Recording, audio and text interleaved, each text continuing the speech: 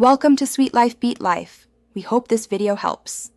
You begin by confirming hardware and drivers. Do this now. Plug the device into the chosen port, USB for plug-and-play, 5mm for analog.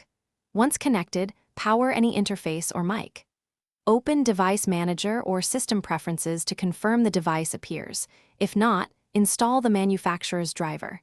You do this because drivers translate hardware signals into software data. Without them, the PC won't recognize the audio input or output. Make sure cables are seated and LEDs indicate power before moving on.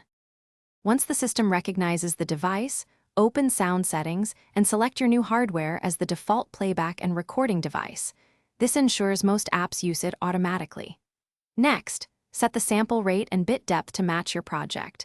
For general use, 48K HZ and 24-bit is a reliable choice. Then, choose the appropriate driver model. A CO or WASAPI for low latency if you record in real time. MME is okay for legacy apps. Adjust buffer size to balance latency against CPU load and save settings. Now finalize by running a real test. Play a known audio file and record a short voice clip to check input levels, monitoring, and latency. Adjust gain on the interface and software trim to avoid clipping while maintaining headroom. Save your settings and set the device as default communications if video calls require it. If audio is missing, reinstall drivers, try a different USB port or cable, or roll back to a previous driver. One key troubleshooting tip: reboot after driver changes. Many issues clear after a restart. Thanks for watching.